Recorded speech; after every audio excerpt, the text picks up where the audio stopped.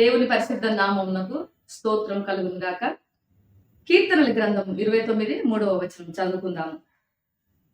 యెహోవా స్వరము జలముల మీద వినబడుచున్నది, మహిమగల దేవుడు ఉరుము వలె గర్జించుచున్నాడు. మహాజలముల మీద యెహోవా సంచరించుచున్నాడు. 29వ కీర్తనలో 11 వచనాలు ఉన్నవి. ఈ అద్భుతమైన కీర్తనను దావీదు కీర్తన అని పిలుస్తారు. ఇక్కడ యెహోవా అను నామము, యెహోవా నామము దాదాపుగా మనము 17 సార్లు ఈ 11 వచనాలలో చూడగలము. యెహోవా స్వరము అనేటువంటి ఈ మాట దాదాపు మనకు 7 సార్లు కనపడుచున్నది. ఈ యొక్క కీర్తనలో ఎలాంటి ఇతర అంశాలు ఏమీ లేవు. అంటే డూస్ అండ్ డోంట్స్, ఇది చేయాలి, ఇది చేయకూడదు, కట్టడలను అనుసరించాలి, శాసనాలను పాటించాలి, విధులు నిర్వర్తించాలి, ఈ రీతిగా ఉండాలి అనేవి ఎలాంటి నియమ నిబంధనలు, సూచనలతో కూడినటువంటి మాటలు ఏమి కూడా ఈ కీర్తనలో మనకు కనపడవు. ఇది స్వచ్ఛమైనటువంటి స్తుతి కీర్తనగా మనము చూడగలము. సంపూర్ణంగా మనము దేవుణ్ణి కీర్తించటం మాత్రమే ఇక్కడ మరి చూడగలుగుతున్నాము. వర్షం పడినప్పుడు చాలా మందికి ఆ వర్షంలో తడవడం అంటే, ముఖ్యంగా పిల్లలకు చాలా ఇష్టం గంతులు వేయటం అంటే. ఆ వర్షము మరి ఉరుములు మెరుపులతో కూడి వస్తున్నప్పుడు కూడా కొంత భయానకంగా అనిపించినప్పటికీ చాలా మంది ఇష్టపడతారు. వర్షం పడినప్పుడు మట్టి వాసనను ఇష్టపడే వారు కూడా ఉంటారు. అలాంటి మరి వర్షంలో ఉరుములు మెరుపులతో వచ్చినప్పుడు మరి ఎంతో మంది కూడా ఆనందించే వాళ్ళు కూడా ఉంటారు. ఒకవైపు భయము, ఇంకొక వైపు ఆనందం కూడా అనుభవించే వాళ్ళు ఉంటారు. ఈ కీర్తన మరి రాసినప్పుడు దావీదు భక్తుడు కూడా మరి తన యొక్క అనుభవంలో నుండి రాసినట్లుగా మనం చూస్తున్నాము.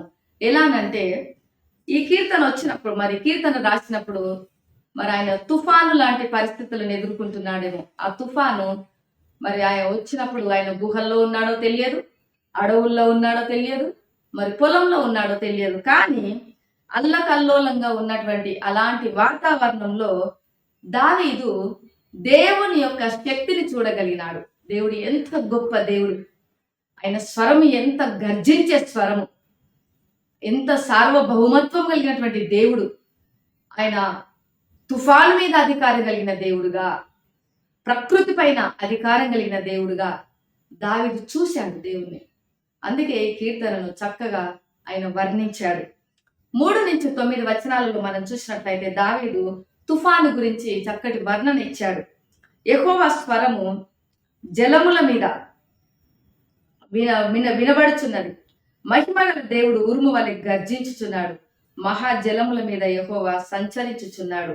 ఇంకా యెహోవా మరి స్వరము, ఆయన నామము ఎంతో బలమైనది అని ఆయన వర్ణించాడు. దావీదు మెరుపులను చూశాడు, ఉరుములను విన్నాడు. ఇక్కడ ఒకలాంటి సీక్వెన్స్ మనం చూసినట్లయితే ఎంతో అద్భుతంగా మనకు కనపడుతున్నది, ఆసక్తికరంగా ఉంటుంది. యెహోవా స్వరము దేవదారు వృక్షములను విరుచును, యెహోవా స్వరము అరణ్యమును కదిలించును, యెహోవా స్వరము లేళ్లను ఈనజేయును, యెహోవా స్వరము విచ్ఛిన్నం చేయగలదు మరియు కదిలించగలదు. దావీదు దేవుని యొక్క సార్వభౌమత్వమును వివరిస్తూ ఈ యొక్క కీర్తనను ఆయన ముగించాడు. మనము 10వ వచనంలో చూసినట్లయితే, యెహోవా ప్రళయ జలముల మీద ఆసీనుడాయను, యెహోవా నిత్యము రాజుగా ఆసీనుడై ఉన్నాడు. అంటే ప్రళయము అంటే అది ఎంతో గందరగోళం.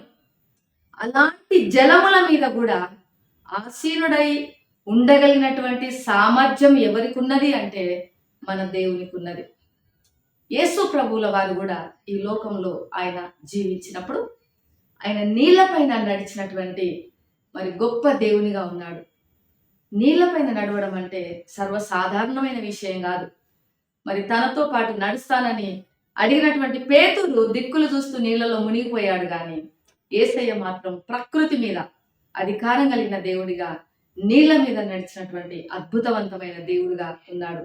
ఇంకా ఇక్కడ తుఫాను గురించి మనం చూసినట్లయితే దేవుడు ఆ తుఫాను పైన అధికారం కలిగిన దేవుడుగా ఉన్నాడు. అలానే యేసయ్య కూడా మరి దోణిలో ఆయన ప్రయాణం చేస్తున్నప్పుడు తుఫాను వచ్చినప్పుడు ఊరకుండు అనే ఒక్క మాటతో గాలి తుఫాన్లు ఆగిపోయినవి, అలలు అలానే నిమ్మలమైనట్టుగా మనం చూస్తున్నాము. అంటే మన జీవితాలలో కూడా అనేకమైనటువంటి ఉరుములు, మెరుపులు, తుఫానులు, గందరగోళము, అల్లకల్లోలం అనే పరిస్థితులను మనము ఎదుర్కొంటున్నప్పుడు మనం భయపడిపోతుంటాము. ఉరుములు ఉరిమినప్పుడు, మెరుపులు మెరిసినప్పుడు చిన్నపిల్లలు భయపడిన రీతిగా మనం కూడా భయపడుతుంటాము. కానీ ఆ యొక్క ఉరుములో నుండే, ఆ యొక్క మెరుపులో నుండే, ఆ ప్రళయ జలములలో నుండే దేవుడు తన స్వరాన్ని మనకు వినిపింపజేయడానికి ఆయన కోరుకుంటున్నటువంటి దేవుడిగా ఉన్నాడు. అంటే ఇష్టపడే దేవుడిగా ఉన్నాడు. మనం భయపడకుండా, భీతి చెందకుండా ఆయన స్వరాన్ని వినిపింపజేయగల సామర్థ్యం కలిగిన దేవుడిగా ఉన్నాడు. మరి మీ యొక్క జీవితాలలో కూడా ఉరుముల వంటి, మెరుపుల వంటి, మరి ప్రళయ జలముల వంటి పరిస్థితులు మీకు ఏమొచ్చినప్పటికీ దేవుని యొక్క స్వరము మీతో మాట్లాడుతున్నది. ఏలియాతో మాట్లాడిన ఆ మెల్లనైన స్వరంతో ఆయన మీతో మాట్లాడగలడు. మనం ఈ ఉదయకాల సమయంలో ఆయన తట్టు చూద్దాము, పరిస్థితులను ఆయనకు అప్పగించుదాము. ఏ విధంగా అయితే దావీదు పరిస్థితులన్నిటినీ ఆయన ఆధీనంలో ఉంచుకుంటాడు గాని దేవుని సార్వభౌమత్వమును బట్టి స్తుతించి ఆరాధించాడు. మనం కూడా దేవుడు సమస్తాన్ని తన నియంత్రణలో ఉంచుకున్నాడు, తన స్వాధీనం అందించుకున్నాడు, అన్నిటిపైన అధికారం కలిగిన దేవుడిగా ఉన్నాడు అనే విశ్వాసము, వినయంతో మనము సంపూర్ణ మరి విశ్వాసంతో దేవుని తట్టు తిరిగి ఆయనను స్తుతించుదాము. ఈ దినమేలా ఆయన నామము కొనియాడుదాము. అద్భుతమైన ఆయన స్వరమును వినడానికి మనము మరి సిద్ధపడదాము. ప్రేమ నమ్మకం కలిగిన పరలోకపు తండ్రి పరిశుద్ధుడా, నీకు వందనాలు చెల్లిస్తున్నాము. ఈ ఉదయకాల సమయంలో నీ సన్నిధికి రాగలుగుటకు దయచేసిన ఈ సమయం కొరకు నీకు వందనములు. ఈ వీడియో వీక్షిస్తున్న బిడ్డల జీవితాలలో ప్రభువా, ఉరుముల వంటి, మెరుపుల వంటి, ప్రళయ జలముల వంటి ఆయన పరిస్థితులను ఎదుర్కొంటున్నట్లయితే మీరే మీ మెల్లనైన స్వరంతో వారితో మాట్లాడండి. గర్జించే స్వరంతో వారి పరిస్థితులను మీరు గద్దించండి. అయ్యా, వారికి నెమ్మదిని, శాంతిని, సమాధానం దయచేయమని యేసు నామములో ప్రార్థిస్తున్నాను తండ్రి. ఆమేన్. దేవుడు మిమ్మల్ని దీవించును గాక.